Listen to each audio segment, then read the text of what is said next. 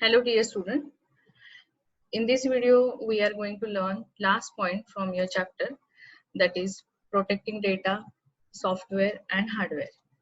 Now first we will see the hardware security. So we can secure our computer by securing our hardware components.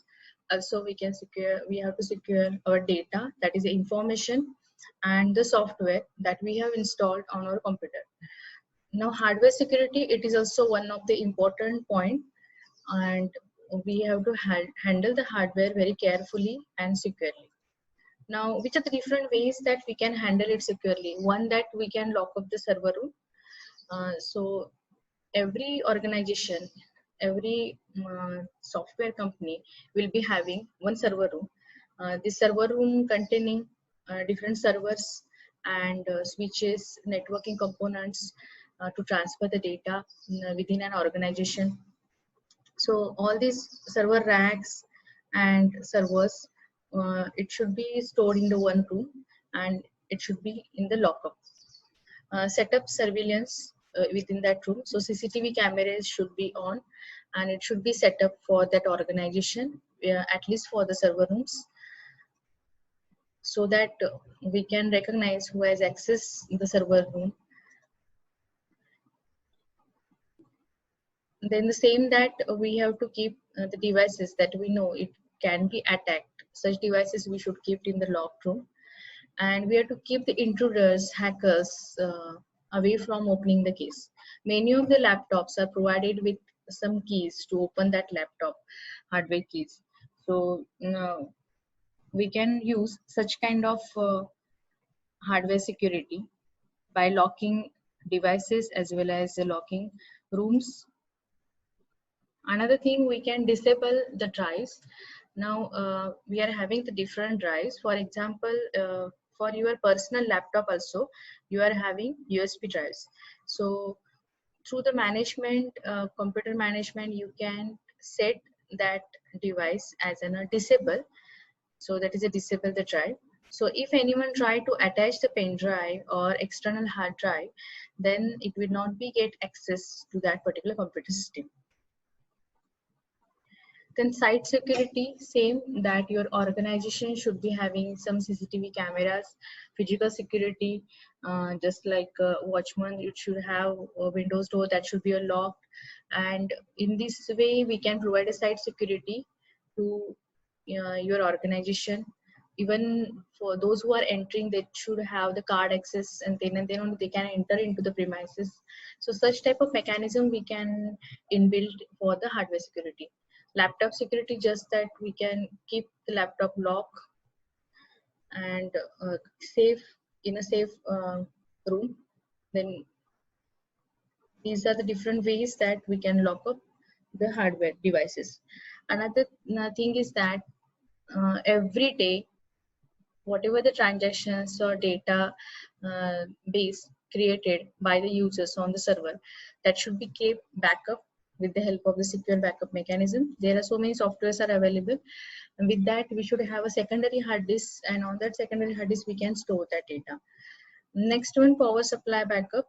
So there should be some generator facility. If there is some power interrupt, then immediately your data should be get backup, and then after closing the application properly, the system should get shut down.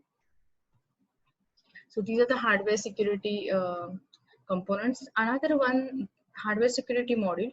Now this is a physical computing device which guards your computers, which guards your network by crypto processing. Now this device is having there's some chips, crypto processor chips. Crypto means that your data or that information will be converted into different format with the help of some algorithms that you will learn in an information security subject, just like SHA algorithm, RSA algorithm. So this algorithm will convert your data into unreadable format that will not be recognized by any another user. When you want to use, when the system want to use it, then that will be get decrypted with the help of the technologies. So there are some keys, public keys, private keys are provided. So that mechanism has been installed into such a module, HSM module, And this module will prevent if anyone tried to enter your system, anyone tried to hack the servers in an organization. So this is about the hardware security. Now next one, it is about the software security. Software security, now the servers will be having different kind of softwares. Even in your personal laptop, you are having lots of softwares. For example, for .NET you have installed Visual Studio ID. This is one software. Another, suppose video player you are having, songs player you are having, this is software. Then uh, basic system softwares, main is your operating system and corresponding system software drivers. So all these software we should protect. Now, which are the different mechanisms that the software can be protected? One is a hardware based, that if suppose there is one USB hard drive, the software, a particular software will execute only if that device is actually present on the machine.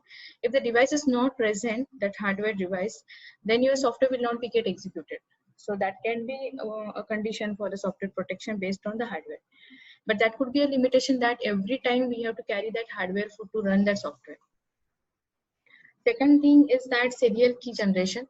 Just like if you are installing any Microsoft product that you know, you need a serial key. Otherwise, it may become a pirated. To become it a license copy, we have to use some serial key.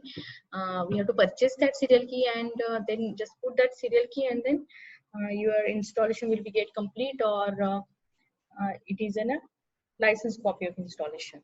It is not a pirated one. So your software, if you want to protect it, just provide with some serial key mechanism. That program should be written over there, and with if that serial key matches with the input user serial key, then installation will be complete. Otherwise, installation will not be complete. The next one, encryptions. Encryptions are that is encoding. Suppose you are passing some information or you're storing some information, then that information will be stored in the form of some another format. So that is called as a ciphertext. So your normal text will be converted into the ciphertext with the help of so many algorithms. So suppose A, B, C, D, E, that can be stored as in a reverse way, or by doing some summation operation within that with ASCII key. So these are the kind of encryptions you can apply, so that hackers cannot understand what exactly the data means and what is the use of that data. So in this way, this is third technique that you can apply for your software. Sometimes there are two debugging, and next one is that code confusion. So debugging, what exactly hackers do, they can download your code software and they try to debug that code, to interpret that code. So there are some softwares that are available to block such debuggers, that code should not be get debugged by any another user. So example is Armadillo, and with the help of this debug blocker Armadillo, uh, it creates a two process. One is a parent and another one a child process, and this process will try to protect the other process to be get debugged. So if you have one software and if you want to protect it from the debugging, then you can use such a third-party softwares for the debug blocker. Next one, code confusions. So this code confusions here, it will transform the source code into such a way that human cannot understand it.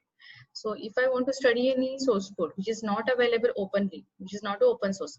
Now listen, there are two kinds of softwares or softwares are available in the market. One category as an open source and another category as an your proprietary one. And if you are trying for open source, it is okay. Open source means it is available to everyone. But in case of proprietary, this is a proprietary, it is owner, some owner will be having that particular or having the authorization of that product. So no one else from that particular owner can access that particular source code. That is a proprietary one. So if you are trying to use the source code of proprietary, that is an illegal one. So to avoid that one, we can add some set of codes with the help of this code confusion technique in such a way that anyone cannot debug, cannot process into a source code, and that cannot be easy to understand. So that is a confused code.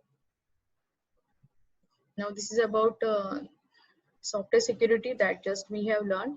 Now the next we will see about data security. Now data security, that we have to protect a data whichever stored on your personal computer, or it may be stored on your servers. So your data, first thing that we should take a backup of data. Now, which are the different problems with the data? So data tampering, then eavesdropping, third party can listen your data, falsifying user identities. So it will prompt that you are a correct user, but you are something hacker and you are trying to access another's account. Password threats, password can get hacked, unauthorized access to database, unauthorized access to the data rows, that is for the database, lack of accountability. So these are some problems with this database. Now, what we can do to handle such data securely? One, we can set a firewall. Firewall means on your proxy server. Now, what is a proxy server? Suppose you are in a network. Take an example of GP Kolhapur. So within a GP Kolhapur, you are having a proxy server, and through the proxy server it makes a connection to the internet, to the world. So firewall will be set up on the proxy server, and it will decide that which are the websites you can visit and which websites you can set as in a blocking websites, or you can block this website web addresses. So for example, if I want to ban facebook.com, then I can set it into the firewall that user cannot visit the facebook.com. So in that way, firewall works that you can control the traffic. So which websites you can visit. So that controlling mechanism can be done with the firewall. Then next one, anti-malware. So here the softwares that antiviruses and anti-malware softwares you can install on your computer to protect the data, such as Trojans to control, to handle the Trojan horse virus, worms, malwares, and spywares, and so on. Then anti-spam. So you can install the anti-spam programs. Now spam that you are using now the Gmail. Now there you have seen spam mails category that you can convert your mail into a spam mail. Now what is that? Some mails are the fraud mails that they just want to access the information from you, information in the form of credit card, debit card, and so on. So this information will be get hacked, and they can use this information. Even anti-phishing or the phishing, they are sending a mail and there a link will be given that you got a lottery of 20 crore and so on. Just click on it. If you click on it, then it will be redirected to some page and it will prompt for enter your account details, and then you will get your money. But that will not happen. So some anti-phishing algorithms and softwares are available. Even in the Chrome browsers also there are the anti-phishing techniques are available. So you can just enable this one to protect your software, protect your data. Intrusion prevention systems, such for monitoring network from entering malicious activity.